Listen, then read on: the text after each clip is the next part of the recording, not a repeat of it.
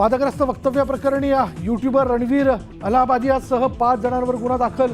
मुंबई पोलिसांकडून रणवीरची घरी जाऊन चौकशी, तर थोड्याच वेळात रणवीर पोलीस स्टेशनलाही पोहोचणार.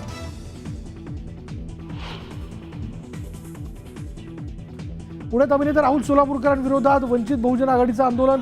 बाबासाहेबांबद्दल वादग्रस्त विधान केल्यानं संताप. आपत्ती व्यवस्थापन प्राधिकरण समिती नियमात बदल. मुख्यमंत्री असणार समितीचे अध्यक्ष, तर दोन्ही उपमुख्यमंत्री उपाध्यक्ष.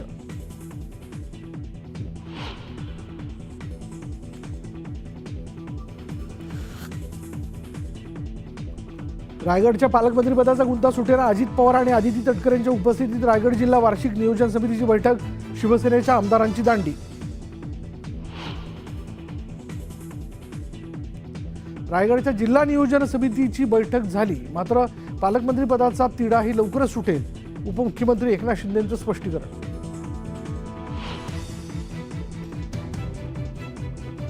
महादजी शिंदे आणि एकनाथ शिंदेमध्ये काय साम्य हे शोधावं लागेल. पुरस्कारावरनं संजय राऊतांनी एकनाथ शिंदेंना लगावला टोला.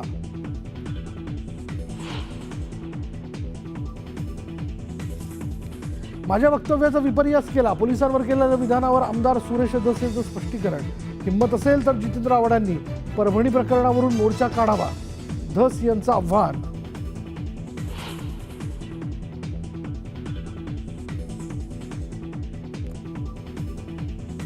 खारघर इथलं हेल्मेट मारहाण येत्या हत्या प्रकरणी एका आरोपीला अटक, मात्र अद्याप हेल्मेटने हल्ला करणारा आरोपी फरार. दुसऱ्या आरोपीचा शोध सुरू.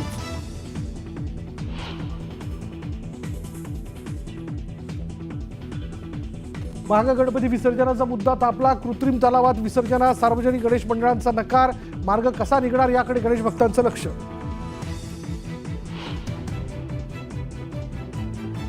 मुंबईतल्या ओशिवरा परिसरात लाकडाच्या गोदामाला भीषण आग. आगीत 10 ते 12 दुकानं जळून खाक.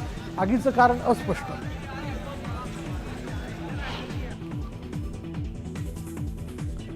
आणि पुण्यात जीबीएसच्या 8 नव्या रुग्णांची नोंद. रुग्णांचा आकडा 192 वर, तर शहरात काल जीबीएसमुळे आणखी एका रुग्णाचा मृत्यू.